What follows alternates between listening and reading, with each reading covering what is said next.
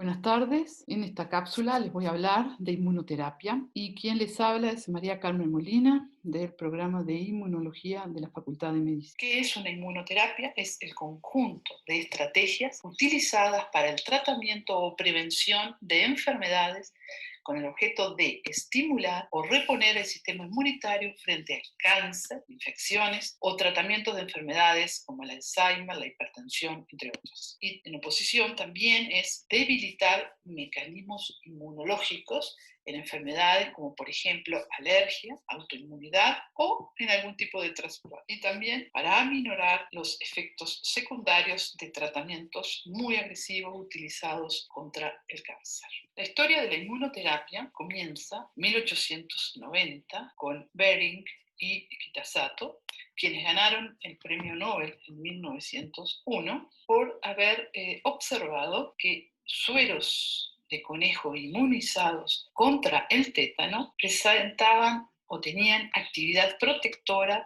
antitetánica al inyectarlos a conejos sin exposición previa. Esto les permitió utilizar estos sueros policlonales en tratamientos de enfermedades antitetánicas. Posteriormente, en 1891, recordamos a William Cole, quien observó que tumores de pacientes que habían tenido una infección bacteriana desaparecían, por lo que comenzó a inyectar bacterias a pacientes con cáncer, logrando la cura de algunos de ellos, hoy conocidas como estas bacterias Streptococcus biógenos.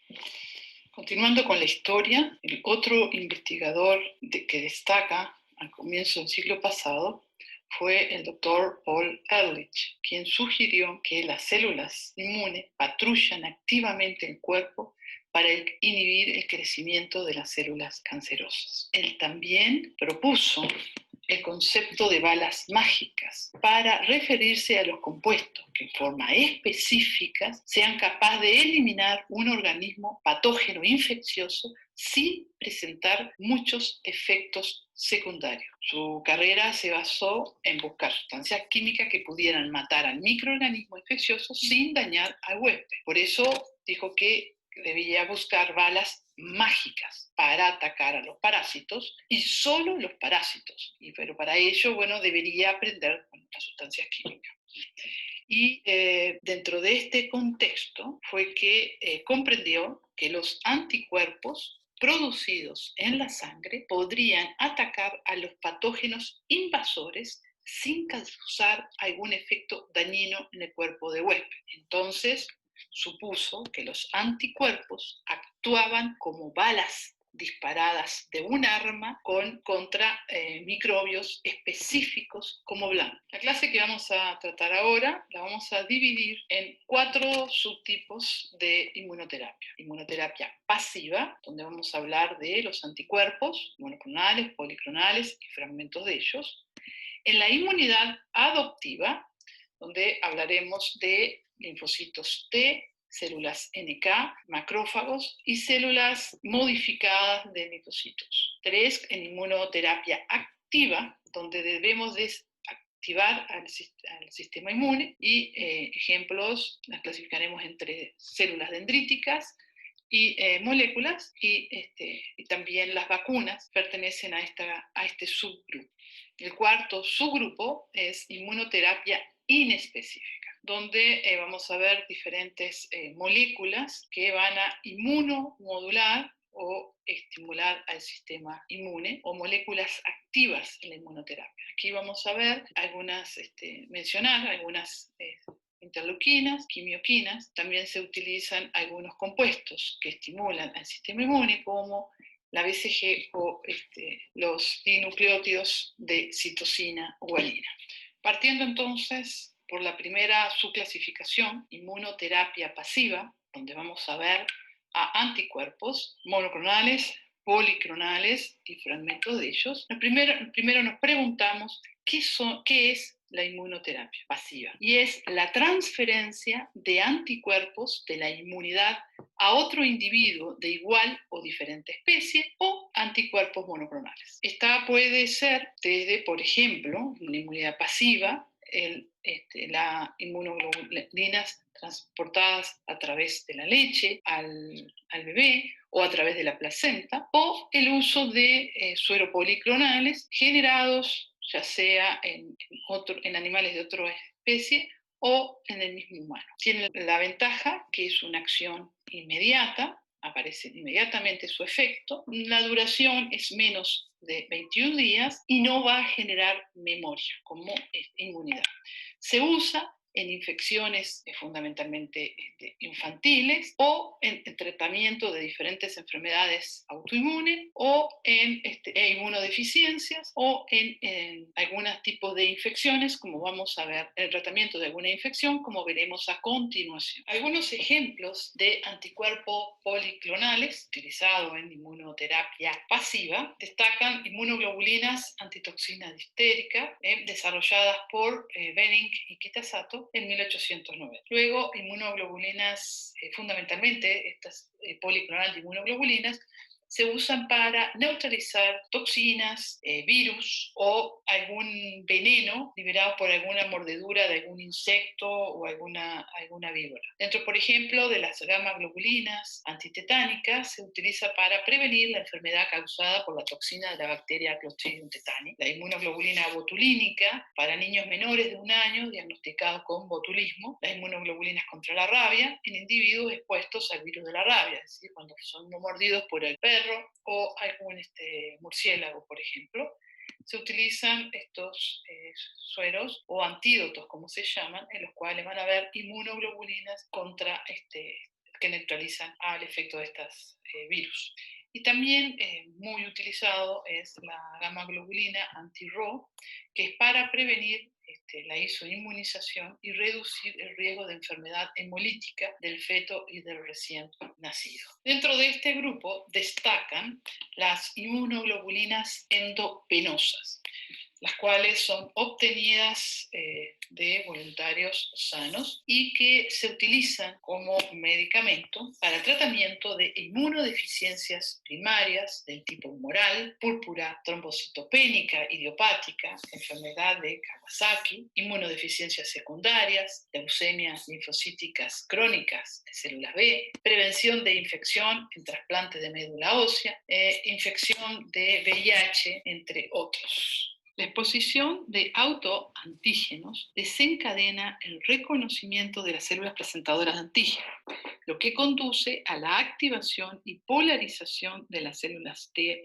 helper o ayudadoras. Estas células, las células T ayudadoras y las células innatas, proporcionan señales de activación a través de citoquinas, lo que conduce a la producción de autoanticuerpos a partir de células B diferenciadas a células plasmáticas o al daño tisular por la liberación de mediadores inflamatorios de las células inmunes, la activación del complemento y la citotoxicidad celular dependiente de anticuerpos. Las inmunoglobulinas endovenosas, intravenosas, interactúan con varios componentes celulares y solubles del sistema inmunológicos involucrados en los procesos inflamatorios y autoinmunes. Primero, neutralizan los autoanticuerpos patógenos a través de una red idiotipo anti-idiotipo, es decir, anticuerpos anti el mismo paratopo. 2. Modulan la expresión de receptores FC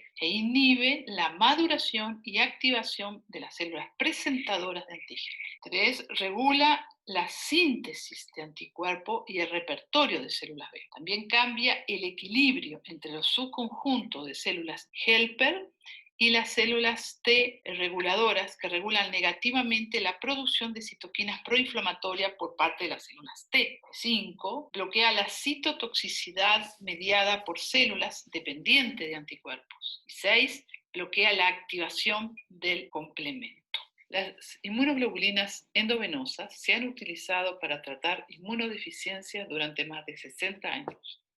tienen que ser usados como monoterapia o como complemento de otros fármacos en estas enfermedades autoinmunes e inflamatorias y por el hecho de ser enfermedades crónicas durante muchos años. Eso influye en casi todos los componentes del sistema inmunológico e inflamatorio, produciendo múltiples resultados benéficos. Por ejemplo, la neutralización de citoquinas, la neutralización de autoanticuerpos por anticuerpos antiidiotípicos, es decir, anticuerpos antis paratopo, y la eliminación de anafilotoxinas como C3A, C5A, moléculas del sistema de complemento. Adicionalmente, la porción FC puede desempeñar un papel vital en las vías dependientes de FC que incluye la saturación del receptor neonatal FcRn, la extensión de la población de células reguladoras, el bloqueo de la unión del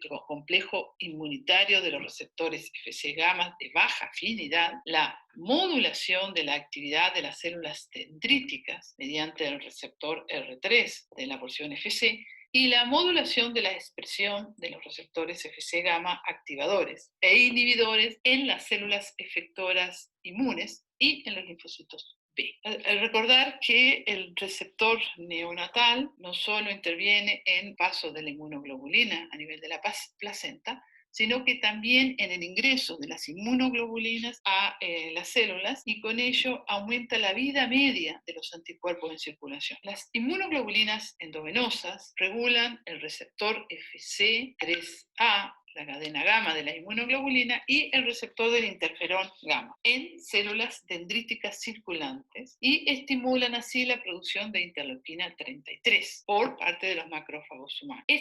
Esto proporciona un efecto antiinflamatorio importante, un efecto de las inmunoglobulinas endovenosas a través de los niveles como antagonista del receptor de interleuquina 1. Y sus efectos antiinflamatorios y su capacidad para regular el equilibrio inmunológico son de las funciones más importantes descritas. Por lo tanto, las inmunoglobulinas endovenosas tienen la capacidad de eliminar la autoinmunidad clínica, restaurar un estado de tolerancia y restablecer la homeostasis fisiológica. Las inmunoglobulinas endovenosas pueden influir en el repertorio, además de linfocitos B maduros, incluida su heterogeneidad y consecuencias en células plasmáticas que afectan la persistencia de la autoinmunidad y posiblemente su eliminación. Las inmunoglobulinas endovenosas facilitan la migración, además, de plasmablastos inmaduros y células plasmáticas virgen de la médula ósea a la periferia y finalmente al microambiente del tejido enfermo. Estas células se diferencian en células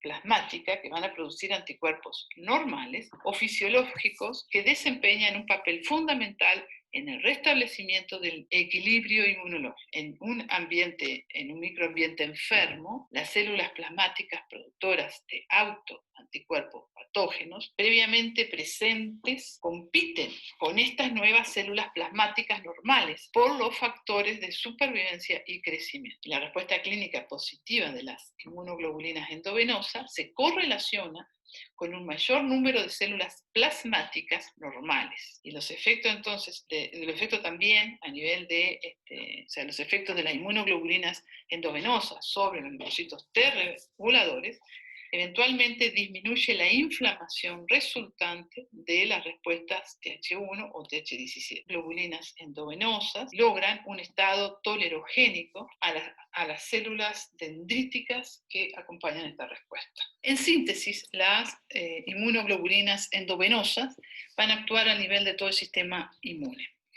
Centrándonos en la inmunidad adaptativa, van a disminuir la activación de los linfocitos T mediada por células dendríticas, van a aumentar las citoquinas antiinflamatorias y van a disminuir las citoquinas proinflamatorias, y van a disminuir la expresión de los receptores para la región FC de inmunoglobulinas G. A nivel de los linfocitos T, van a disminuir la proliferación y activación, van a disminuir la interleuquina 2, van a disminuir la apoptosis de los linfocitos T y van a aumentar la diferenciación, como también van a aumentar la función de los linfocitos T reguladores. A nivel de los linfocitos B, van a aumentar el bloqueo de la región Fc gamma activados, van a aumentar la regulación de la producción de autoanticuerpos y van a aumentar la apoptosis de los linfocitos B. A nivel de la inmunidad innata, van a aumentar la activación de las células NK, la producción de citoquinas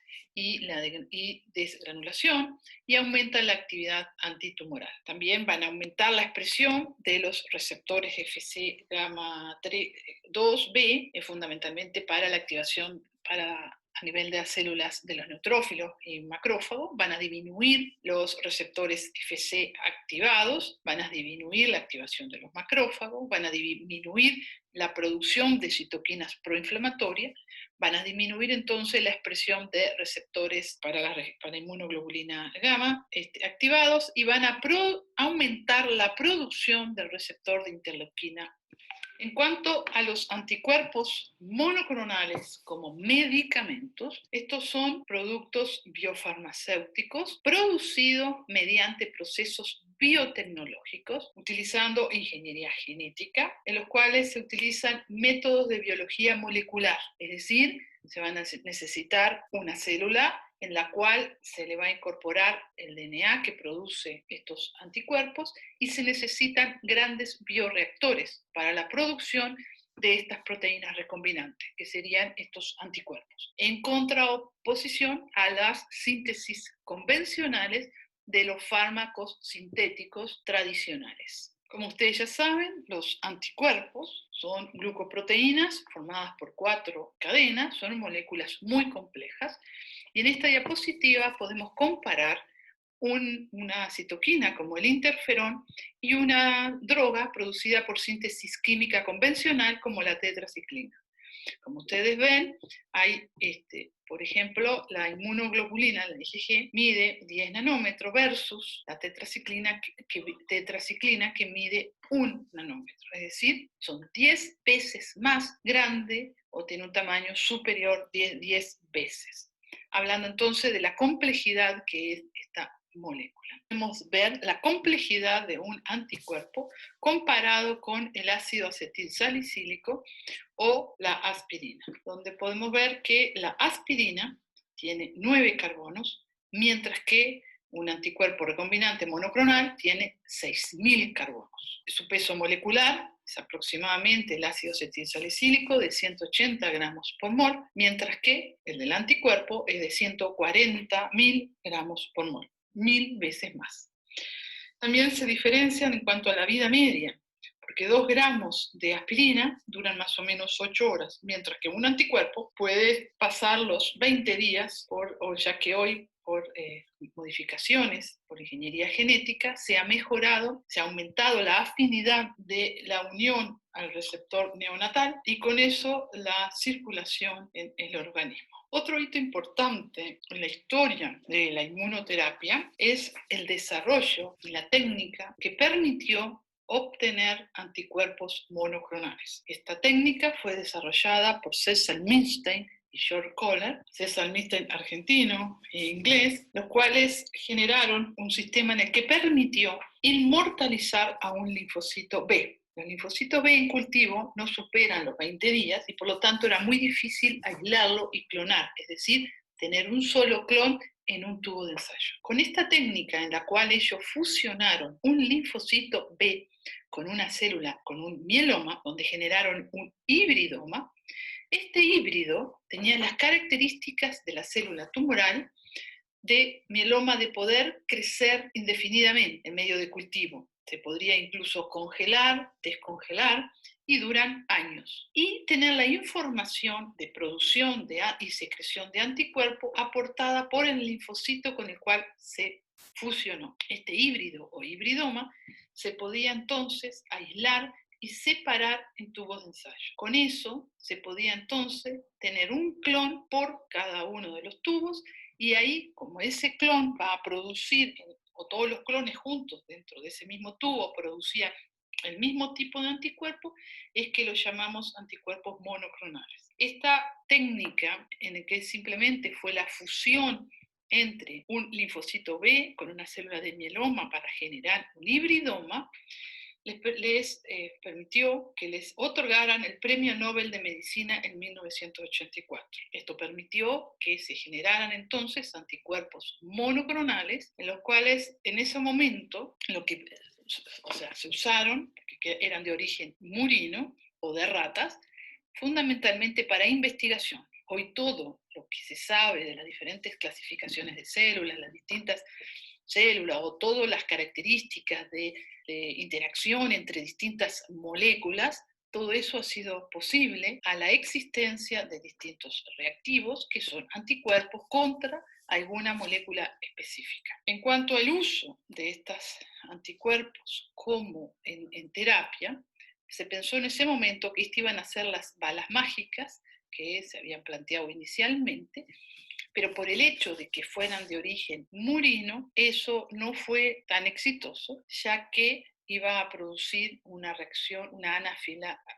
reacción alérgica. El desarrollo de esta técnica, descrita en 1975, marcó un hito en el desarrollo de los anticuerpos monoclonales terapéuticos. Aquí yo les muestro una gráfica, miles de millones de dólares versus los años o generados los anticuerpos por año. En recuadros se muestran los distintos anticuerpos que han sido aceptados por la FDA o la EMA en Estados Unidos, europea, de los distintos anticuerpos monoclonales. Y en rojo están marcados los 10 anticuerpos o los 10 fármacos más rentables. Como podemos ver, el primer hito está dado por el desarrollo de la técnica que les describí anteriormente. En esta gráfica les muestro el número de anticuerpos aprobados por la FDA versus el año en que ellos fueron aprobados. Y como podemos ver, desde el primer anticuerpo aprobado en 1986 al 1914, en 29 años, se aprobaron 36 anticuerpos monoclonales. Mientras que del 2014 hasta mediados del 2019, en tan solo 5 años se aprobaron 44 medicamentos. ¿Esto qué nos habla? Del gran desarrollo que hay de estos fármacos, y además estos fármacos son los más rentables y lo que va marcando el mercado, ya que de los 10 medicamentos más rentables, el 80% son anticuerpos monoclonales versus vacunas o anticuerpos fármacos obtenidos por síntesis química. Volviendo entonces a la técnica que les describí anteriormente, se desarrolló un anticuerpo que fue el anticuerpo Muromomab CD3, que está dirigido contra la molécula CD3. Y si ustedes recuerdan, el CD3 es parte del TCR y que es el encargado de la traducción de señal. La idea es que este es un anticuerpo que se va a unir CD3 y a través de las funciones efectoras asociadas a la región FC van a inducir la apoptosis de estos linfocitos. Este anticuerpo también se llama OKT3 y es un anticuerpo de origen murino. Por eso el único uso que tiene es para personas inmunodeprimidas, es decir, personas que han sido trasplantadas, y el hecho de haber sido trasplantada se le están agregando drogas que inmunosuprimen, o sea, que están suprimiendo al sistema inmune. Por lo tanto, es un individuo inmunosuprimido y no va a generar una respuesta inmune contra esta proteína de origen murino. Este es el único ejemplo, porque si la persona es inmunocompetente va a generar una reacción adversa contra la región constante de la inmunoglobulina, que es de origen murino. El uso de los anticuerpos murino, de sufijo OMAB, en terapia, tuvo efectos deleterios. Estas se pueden resumir en las reacciones inmunes contra la región constante de los anticuerpos murino en pacientes receptores, la que llamamos respuesta JAMA, que quiere decir de anticuerpos humanos anticuerpos JAMA. Como es una respuesta inmune secundaria a proteína, va a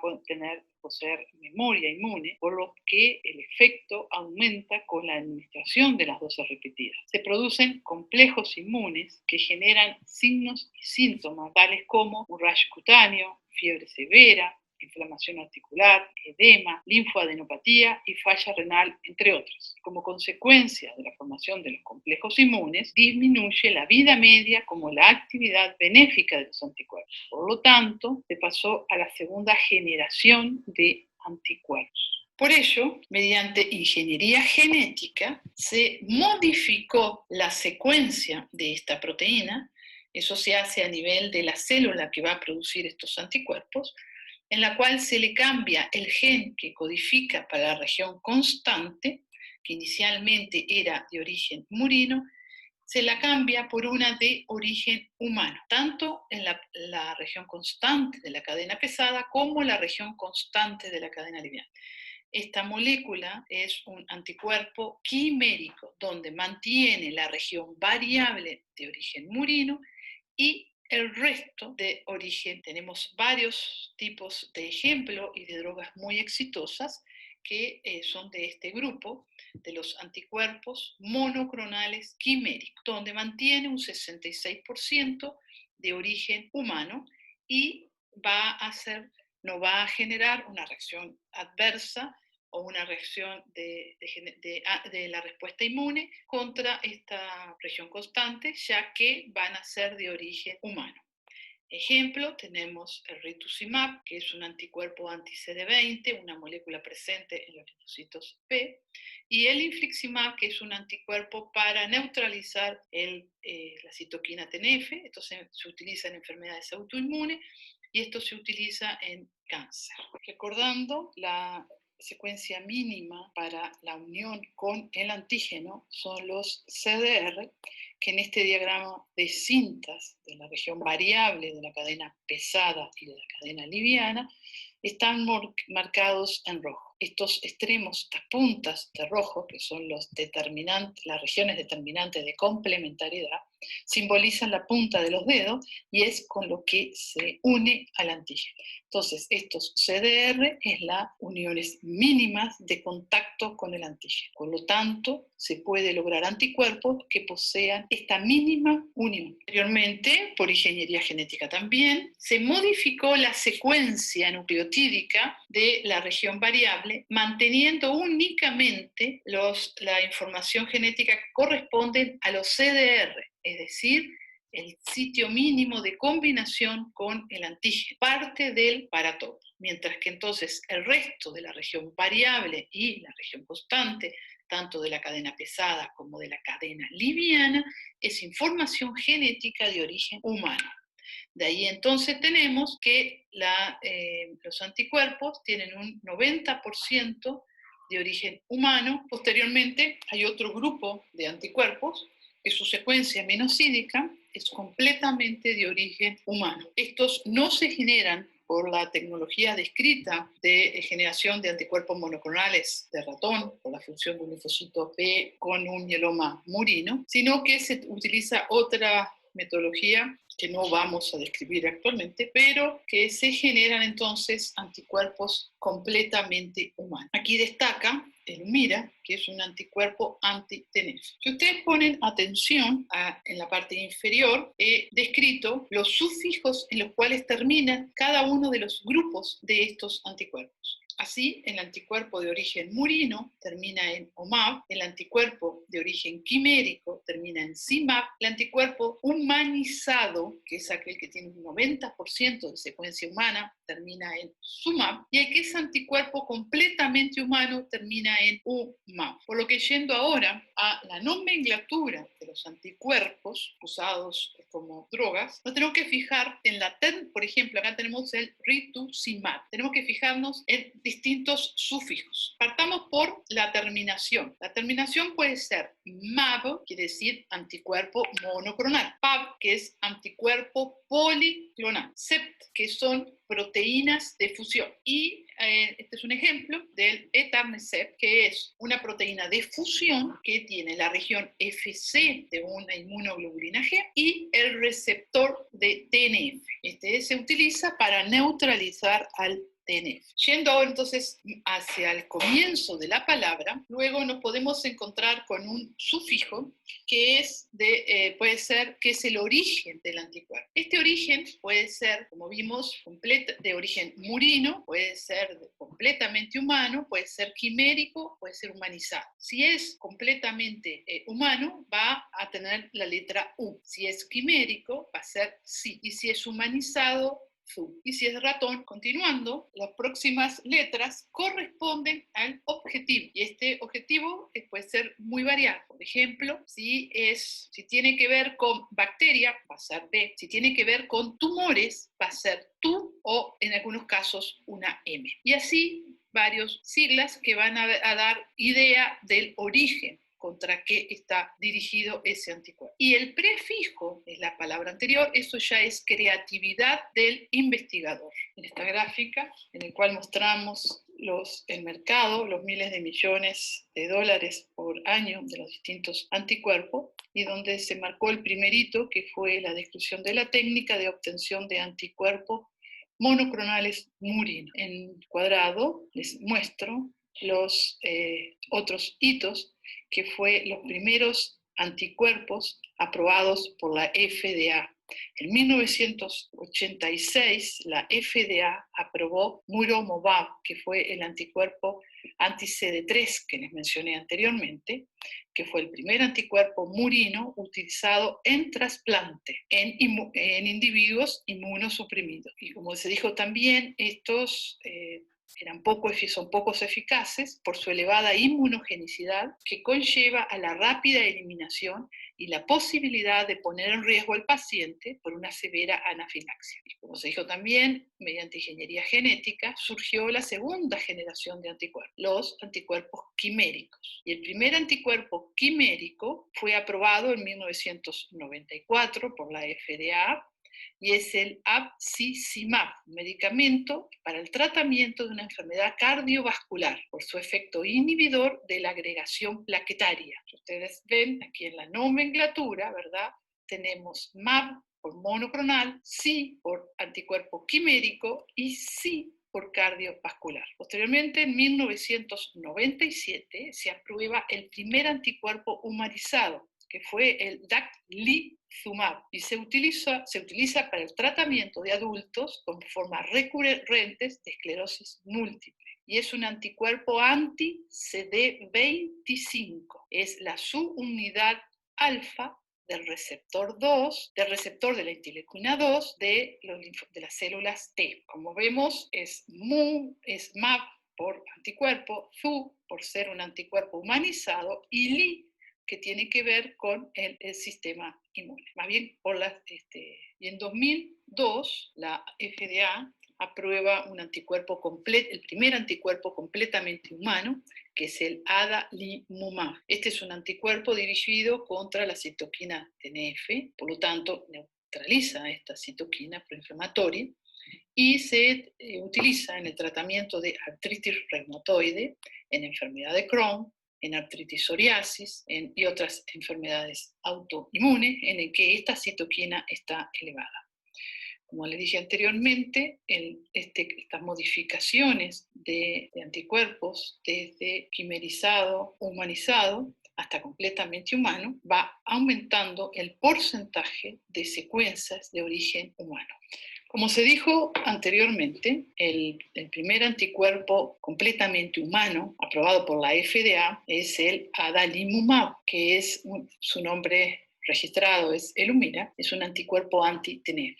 La tecnología para producir estos anticuerpos no es la misma de las anteriores, en la cual por ingeniería genética, a partir del anticuerpo generado por los hibridomas, se fueron modificando. Estos anticuerpos se producen por una técnica diferente, en la cual utilizó un fago filamentoso y una tecnología que no vamos a describir ahora, pero que fue descrita por George Smith y que le valió el premio Nobel de Química en el 2018, junto a Gregory Winter, quien aplicó esta técnica y desarrolló el anticuerpo Humira o adalimumab, junto a Frank Arnold, que hizo otro aporte, y juntos los tres recibieron el premio Nobel de química. Ustedes ven en el desarrollo de estos anticuerpos, ya sea en la primera técnica de generación del anticuerpo monoclonal murino, previo a las modificaciones, recibieron el premio Nobel de Medicina, y aquí el desarrollo de la generación de anticuerpos completamente humanos recibieron el premio Nobel de Química, en este caso el 2018.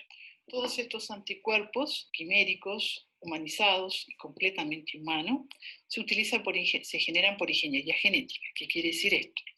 Que se tiene que clonar el DNA y generar o sintetizar el DNA que va a producir la cadena pesada de inmunoglobulina. Eso se incorpora en un plásmido que va a transcribir y generar el RNA del gen que codifica la cadena pesada, y lo mismo un plásmido que transporta el gen, el DNA, que va a transcribir y puede traducir la cadena liviana de inmunoglobulina. Todo eso se incorpora en una célula, por ejemplo, una célula de ovario de hámster chino, y esto en un cultivo, en un bioreactor, va a producir las cadenas pesadas y livianas de la inmunoglobulina, y en la misma célula se va a ensamblar y secretar ese anticuerpo, el cual después se purifica, se analiza y estaría listo para hacer ensayos clínicos y después posterior su uso en humanos.